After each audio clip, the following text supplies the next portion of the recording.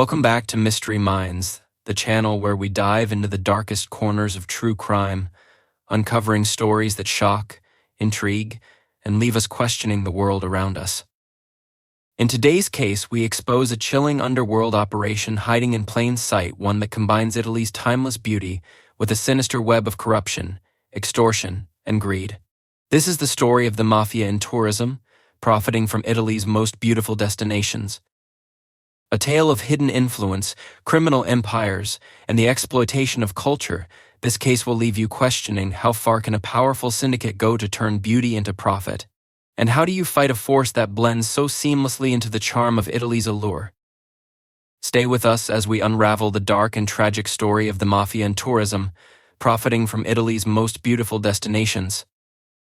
For decades, tourists from around the globe have flocked to Italy's iconic destinations: Venice, Florence, Amalfi Coast, seeking the romance of the gondolas, the art of the Renaissance, and the serene Mediterranean sunsets. But beneath the picturesque facade, a darker story unfolds. Little did they know that with every boat ride, hotel stay, or guided tour, they might have been unknowingly funding one of the most feared criminal organizations in history. Alessio Ferraro had always found peace in the quiet mornings of Venice. The hum of motorboats mixed with the soft splashes of gondolas gliding through the canals created a melody that had always felt timeless. Retired from his decades-long career as a journalist, he had settled into a slower rhythm, spending his days observing the city he loved. But lately, Alessio couldn't ignore the changes creeping into the heart of Venice. Hotels that had been family-owned for generations were suddenly under new management, often bearing glossy rebranding that catered to luxury travelers.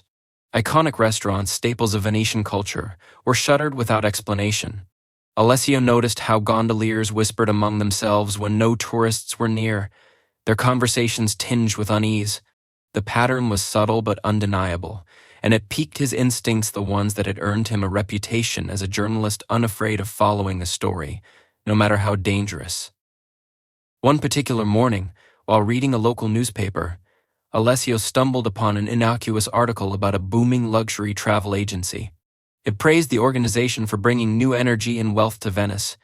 Yet, something about the tone felt off.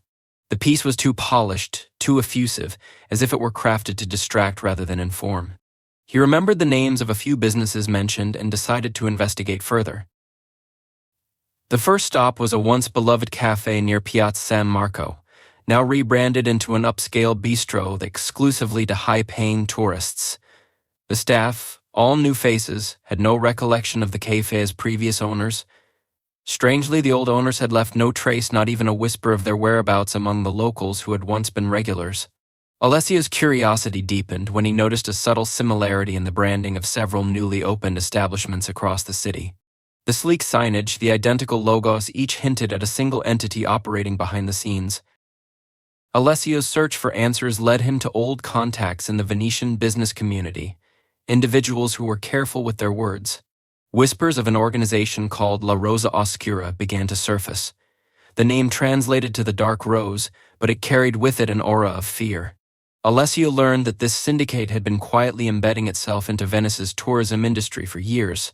Businesses were coerced into selling for far below market value, often under mysterious circumstances. Some owners vanished altogether, leaving no evidence of resistance. The organization's power wasn't limited to acquisitions. They controlled gondola tours, charging operators exorbitant fees to maintain their licenses. If someone refused to pay, their livelihood and sometimes their safety was at risk.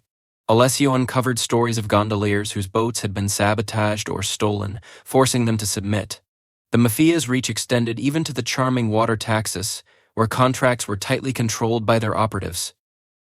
The deeper Alessio delved, the more troubling the puzzle became. He began connecting the dots to a wider network that extended beyond Venice. Financial records revealed shadowy connections between the new businesses in Venice and offshore accounts in tax havens. It became evident that the money wasn't staying in Italy. What should have supported local communities was instead lining the pockets of an unseen criminal empire. Alessio's nights grew restless. His once idyllic walks along the canals were now tinged with paranoia. He began noticing things he hadn't before: unmarked black boats lingering too long near his residence, unfamiliar faces loitering outside his usual haunts. The feeling of being watched became impossible to ignore. Then came the breaking point. A trusted contact who had agreed to share information with Alessio suddenly canceled their meeting. Days later, rumors swirled that the man had abruptly left the city, his family claiming he had taken a job in another country. The timing was too suspicious to be a coincidence. Alessio knew his investigation was drawing attention from La Rosa Oscura. Yet, despite the fear creeping into his life, Alessio couldn't walk away. The story was bigger than anything he had ever encountered in his career. It wasn't just about Venice, it was about the exploitation of an entire culture, a centuries-old heritage being weaponized for greed. He knew that exposing the truth would come at a cost, but the alternative remaining silent was unthinkable. What Alessio didn't know was just how far La Rosa Oscura was willing to go to protect its empire. The gondolas, the hotels, the picturesque cafes, they were all pieces of a carefully crafted illusion, and Alessio was about to rip it apart. In the heart of Tuscany, nestled among rolling hills and golden fields, Lucia Conti managed the vineyard her family had owned for generations. It was her pride, her legacy, and her lifeline. Producing rich, full-bodied wines that told the story of her land, Lucia took solace in the rhythmic predictability of the seasons. But life on the vineyard was not without its challenges. Between rising production costs and the growing competition from international markets, she often struggled to keep the business afloat. Still, she persevered, driven by the belief that the vineyard's history was worth preserving. That belief was shaken one summer when, seemingly out of nowhere, her vineyard became the focal point of attention from affluent tourists. Travel bloggers raved about her wines, international tour operators added her vineyard to their itineraries, and demand for her products surged. For a brief moment, Lucia felt the tide might finally be turning in her favor. What she didn't realize was that this sudden popularity wasn't a stroke of good fortune. It was a calculated move by forces she didn't yet understand. One afternoon, a man arrived at the vineyard unannounced. Well-dressed and exuding an air of authority, he introduced himself as a consultant from a hospitality group that specialized in promoting small businesses like hers. He spoke of partnerships, marketing strategies, and exclusive distribution deals that promised to take her vineyard to the next level. All of it came with a catch. In exchange, the group would take a substantial share of her profits. The deal seemed lopsided, but the man's tone suggested it wasn't an offer she could refuse. Lucia hesitated, her instincts warning her against signing anything. But before she could even voice her concerns, subtle warnings began to surface. A supplier she had worked with for years abruptly stopped delivering materials, citing new contracts that prevented him from working with her. A visiting tour group canceled at the last minute, claiming they had been advised to avoid her vineyard. It was clear that someone was pulling strings to make her life more difficult. Reluctantly, she agreed to the partnership. At first, the promises seemed genuine. The group's influence brought in an influx of wealthy clientele, and her wines were suddenly featured in high-profile publications. But the relationship quickly turned sour. The profits from the partnership barely covered her expenses, and the demands from the group grew increasingly invasive. They dictated production quotas, required her to use specific suppliers, and took over the vineyard's branding entirely. What had once been her family's legacy now felt like a hollow shell controlled by outsiders. Lucia began to notice other businesses in the region falling into the same pattern. Small farms, restaurants, and even artisanal shops were being scooped up or partnered with by the same shadowy network. The story was always the same, a promise of success, followed by suffocating control. Those who resisted were met with severe consequences. One nearby winery, known for its resistance, was mysteriously gutted by fire during the peak of tourist season. The owner disappeared shortly after, leaving no trace behind. Though terrified, Lucia refused to let her vineyard become a pawn in a larger game. She began documenting every interaction with the group, keeping meticulous records of the payments they demanded and the conditions they imposed. Her journal soon became a chilling testament to the network's influence. She discovered that the so-called hospitality group was a front for La Rosa Oscura, a mafia syndicate that had quietly infiltrated Tuscany's tourism industry. By controlling popular destinations, they manipulated the flow of wealth, funneling money away from local communities and into their own pockets. Lucia kept her documentation hidden, knowing that discovery could mean retaliation. Every day she lived with the weight of fear, knowing the people she was up against were capable of anything. The charming consultant who had first approached her was no mere businessman. He was a foot soldier in an empire that thrived on intimidation and control. One evening, as she walked through the vineyard, she noticed a black car parked near the entrance. It wasn't unusual for tourists to explore the area, but something about the car felt out of place. It didn't move for hours, and when she finally approached, it sped away before she could see the driver. The message was clear: she was being watched. Lucia began to feel increasingly isolated. She couldn't trust the local authorities, many of whom she suspected were complicit in the Mafia schemes. Her neighbors, either unaware of the group's true reach or too scared to speak out, avoided the topic altogether. But despite the mounting pressure, Lucia remained determined to fight back, even if it meant standing alone. What she didn't realize was that her quiet resistance was already drawing attention not just from the Mafia, but from those who would eventually join her in exposing the truth. For now, though, she was a single voice in the shadow of a powerful empire, armed with nothing but her resolve and the dangerous knowledge she had uncovered. On the shimmering Amalfi Coast, where pastel-colored buildings clung to cliffs and turquoise waters sparkled in the sunlight, Marco Bellini ran his family's tour business with pride. For years, his small fleet of buses had ferried visitors through winding coastal roads, offering them a glimpse of Italy's timeless beauty. Marco's business had been in the family for 3 generations, and he took great joy in preserving its legacy. But times were changing, and Marco was beginning to feel the pressures of an industry that no longer seemed to play fair. The first sign of trouble came when a new tourist association emerged in the region. The organization, branded as a cooperative meant to streamline operations for small businesses, quickly began exerting control. Membership wasn't optional, and the fees were exorbitant. At first, Marco resisted joining. He believed in his ability to compete without relying on their so-called support, but his refusal came with consequences. Permits that Marco had renewed with ease for years were suddenly delayed or denied altogether. Parking spots near major attractions, once allocated fairly among operators, were now monopolized by association members. Tourist groups he had worked with for years inexplicably canceled their bookings, opting instead for rival companies linked to the new organization. Marco's buses were even targeted by vandals, tires slashed, windows shattered, always at the worst possible times. Each incident felt less like random misfortune and more like a calculated effort to crush his business. Reluctantly, Marco attended a meeting with the association's representatives. The terms they offered were clear: pay a monthly fee and abide by their rules, or risk losing everything. Marco couldn't shake the feeling that this was more than a simple business deal. The men running the organization carried themselves with an air of authority that felt out of place, their demands delivered with thinly veiled threats. When Marco finally agreed to join, he hoped the harassment would stop. Instead, it only deepened his entanglement in a web of control. The association dictated where and when he could operate, forcing him to accept routes that were far less profitable. They demanded kickbacks from his earnings and steered lucrative tourist groups away from him to favored companies. Every month, Marco watched his profits dwindle, knowing there was nothing he could do without risking further retaliation. It wasn't long before Marco began to uncover the true nature of the organization he had joined. Through quiet conversations with other business owners, he pieced together a disturbing picture. The association was a front for La Rosa Oscura, a Mafia syndicate that had infiltrated the Amalfi Coast under the guise of supporting local tourism.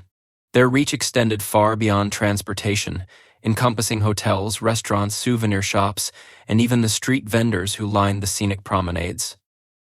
What struck Marco most was the deliberate precision of their operation.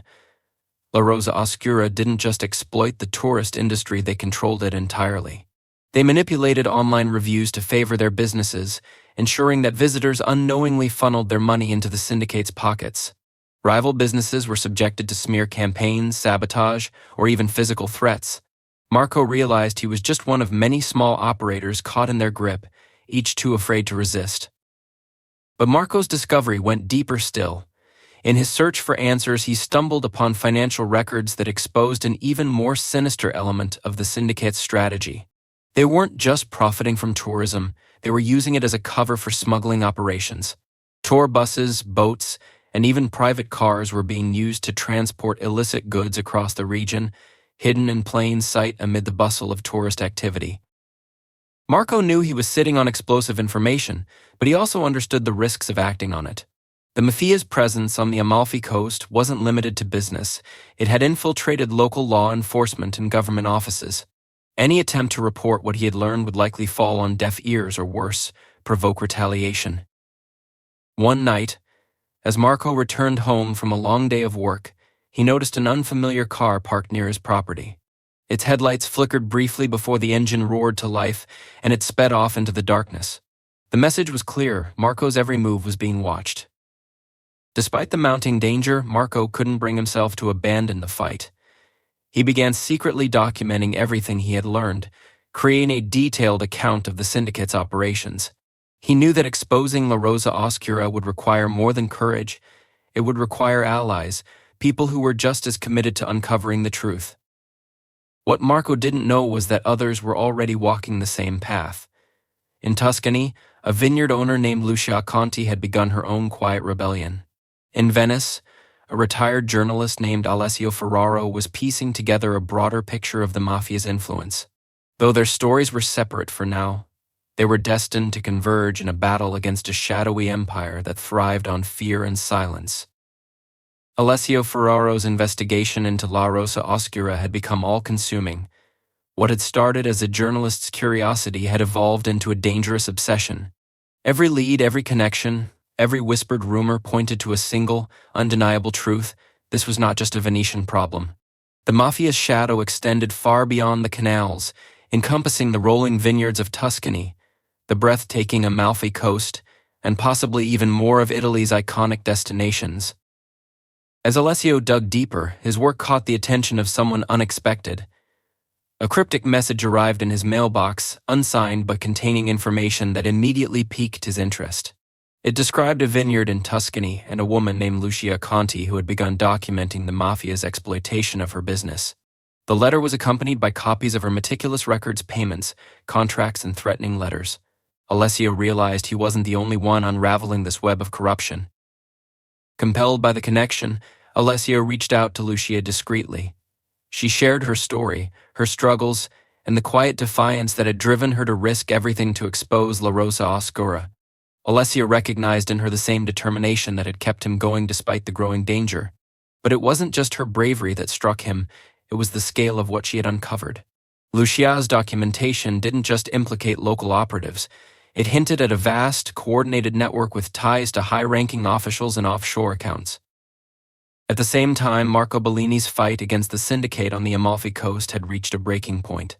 After months of enduring their stranglehold on his business, Marco had collected his own evidence: photos of suspicious vehicles, financial records showing the diversion of funds, and notes on the smuggling routes disguised as tourist operations.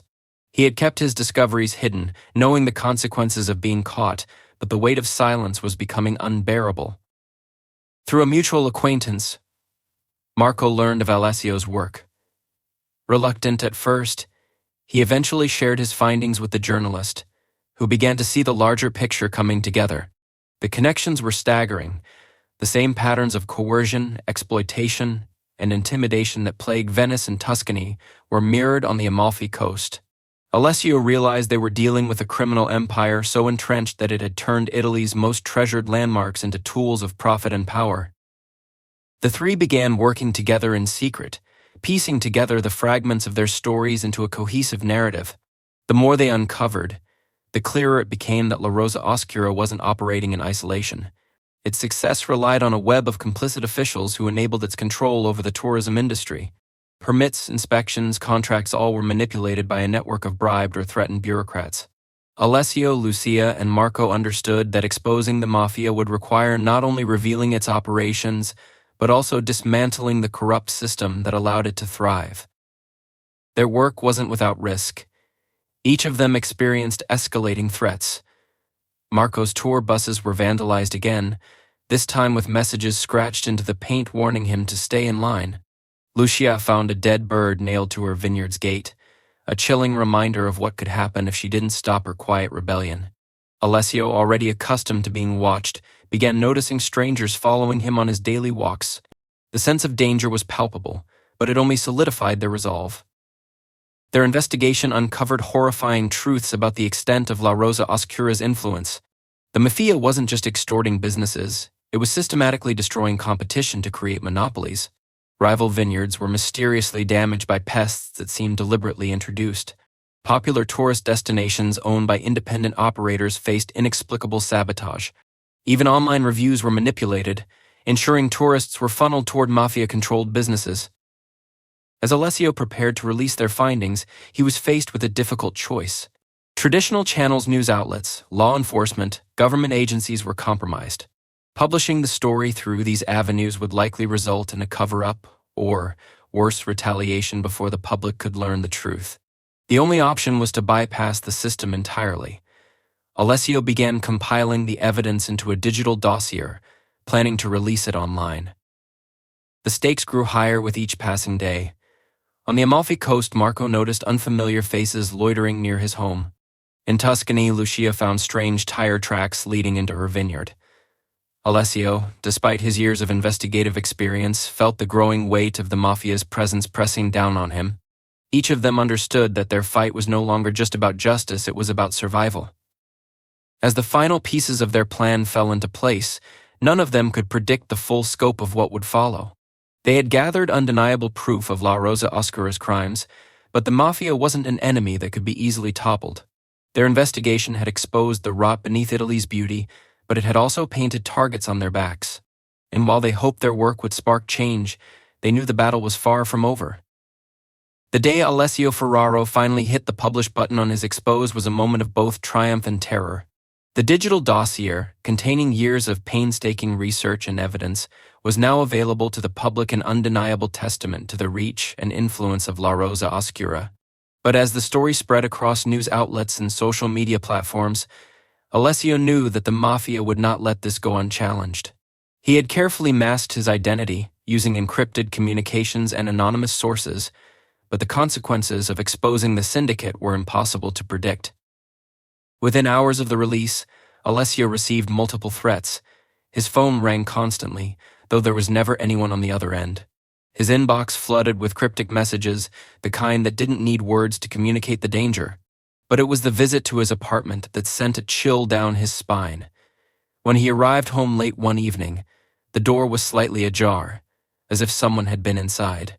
Nothing had been taken, but there was a faint, almost imperceptible scent of smoke lingering in the air. The message was clear. They knew who he was. In Tuscany, Lucia Conti's worst fears came true.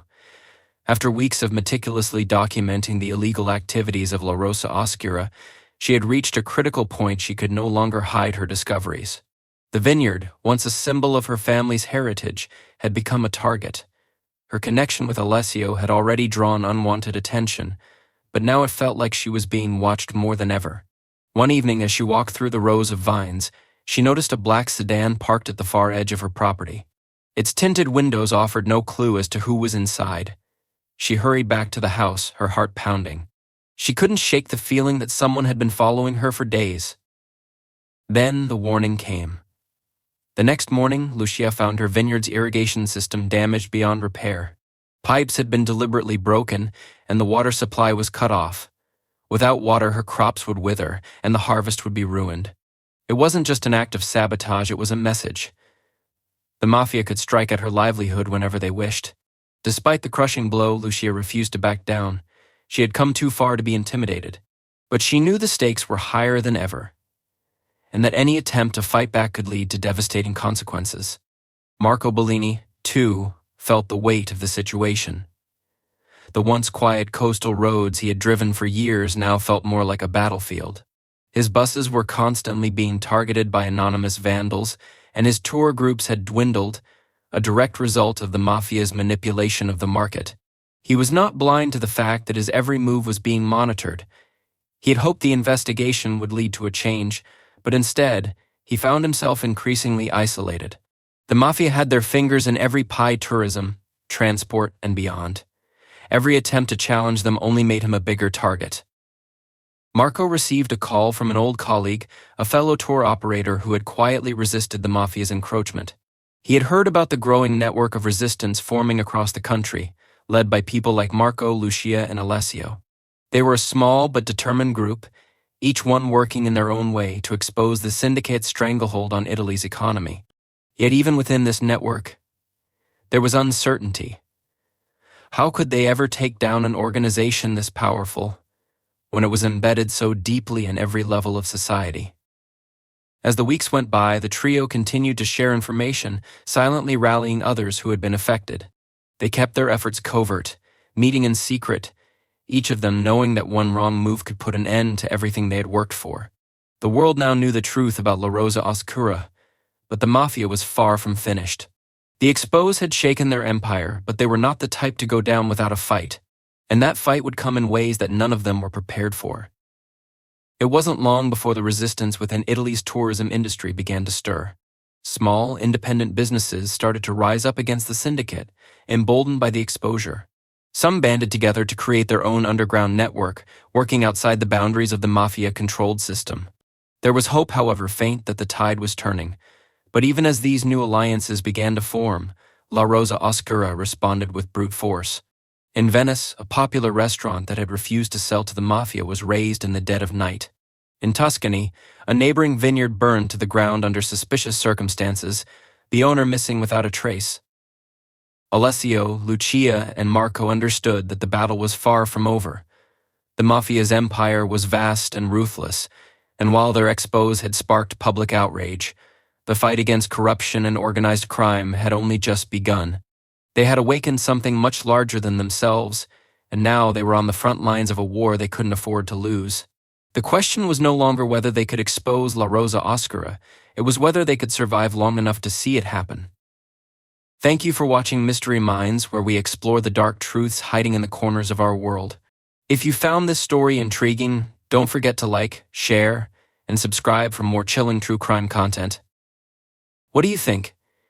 Could such a powerful organization ever truly be dismantled, or will it find new ways to thrive in the shadows? Share your thoughts in the comments below. Until next time, stay curious and stay safe.